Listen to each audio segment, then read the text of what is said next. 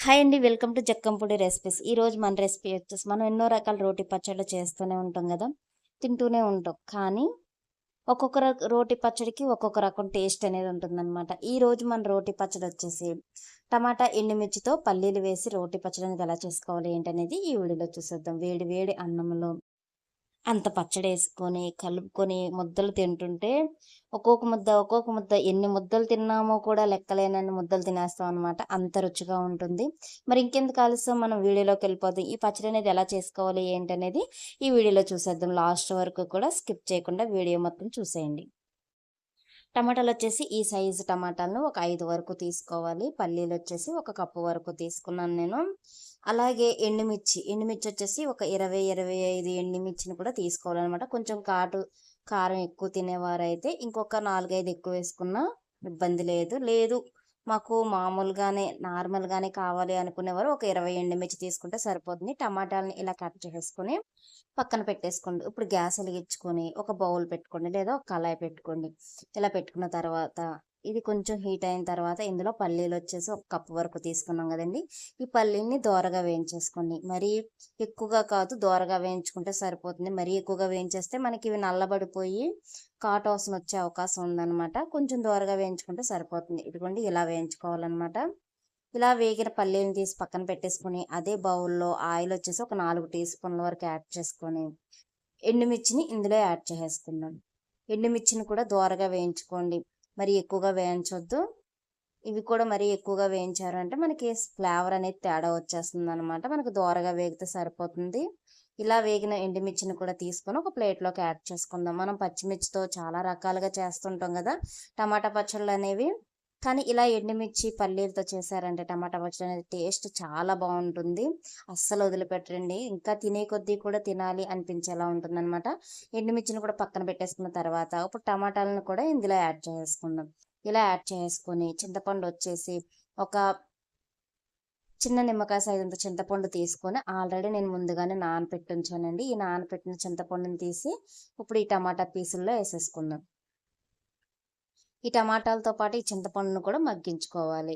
మూత పెట్టేసి ఒక 10 నిమిషాల పాటు మగ్గించుకుంటే మనకి చక్కగా ఈ టమాటాల పైన ఉన్న స్కిన్ మొత్తం కూడా మగ్గిపోయి ఆయిల్ అనేది పైకి తేలుతుంది. ఇప్పుడు చూద్దాం టమాటాలనేవి ఎలా కుక్ అయినాయో. చూడండి ఇలా కుక్ అవ్వాలనమాట. ఇలా కుక్ అయిన టమాటాల్లో కొంచెం కరివేపాకు అనేది 2 రెమ్మల వరకు తీసుకొని ఇందులో యాడ్ చేసుకుందాం. కరివేపాకు వేయడం వల్ల మనకి జుట్టు ఎదుగుదల బావుంటుంది. అలాగే టమాటా పచ్చడి అనేది టేస్ట్ కూడా చాలా బావుంటుంది. కరివేపాకు ఇష్టం లేని వారు స్కిప్ చేసేయొచ్చు. నేనైతే కరివేపాకు వచ్చేసి 2 రెమ్మల వరకు యాడ్ చేశాను. ఇలా యాడ్ చేసుకున్న తర్వాత ఒకసారి కలిపేసుకొని ఒక 5 నిమిషాలు కుక్ అయిన తర్వాత దింపి చల్లారనివ్వాలి. రోల్ని శుభ్రంగా కడిగేసి ఇలా తుడిచేసిన తర్వాత వేయించి పక్కన పెట్టుకున్న పల్లీల పైన ఉన్న పొట్టు మొత్తం తీసేసి ఈ పల్లీలని ఈ రోట్లో వేసిన తర్వాత ఇలా దంపేసుకోవాలనమాట. మనకి ఈ పల్లీలు వచ్చేసి మెత్తని పౌడర్ లాగా అయిపోవాలి. ఇలా పౌడర్ లాగా అయిన ఈ పల్లీలని తీసి రోల్ పైన పక్కనే పెట్టాలండి. చూడండి మనకి ఇలా మెత్తగా అయిపోవాలనమాట. మీరు మిక్సీలో అయినా పట్టుకోవచ్చు. కానీ మిక్సీలో పట్టిన పచ్చడి కంటే కూడా మనం రోట్లో చేసుకున్న పచ్చడి అనేది చాలా బావుంటుంది. 4, 5 ముద్దలు ఎగస్ట్రా తింటారనమాట. అంత రుచిగా ఉంటుందనమాట. ఇప్పుడు ఈ పల్లీల పౌడర్‌ని తీసి ఇదిగో ఇలా పక్కన పెట్టుకోండి రోల్లో. ఇలా పక్కన పెట్టేసిన తర్వాత ముందుగా వేయించి పక్కన పెట్టుకున్న ఎండుమిర్చి ఉన్నాయి కదండీ! ఆ ఎండుమిర్చిని కూడా ఇందులో వేసేసి మనకి ఎండుమిర్చి అనేవి తొందరగా నలగాలి అనంటే ఇందులో గల్లులుప్పు వచ్చేసి 2 టీ స్పూన్ల వరకు యాడ్ చేసుకొని, పసుపు వచ్చేసి ఒక టీ స్పూన్ వరకు యాడ్ చేసుకొని ఇందులో వేసేయండి. ఇలా వేసేసిన తర్వాత చక్కగా రోల్‌తో గట్టిగా దంచేయాలనమాట. ఈ మొత్తం కూడా మెత్తగా అయిపోయేటట్టు దంపుకోవాలి. చాలా సార్లు మనకి ఎండుమిర్చి అనేది తొందరగా నలగవు. అందుకనే నేను గల్లులుప్పు అనేది యాడ్ చేశాను. మనం గల్లులుప్పు యాడ్ చేసి దంపుకుంటే చక్కగా మనకి ఈ ఎండుమిర్చి అనేవి చక్కగా నలిగిపోతాయండి.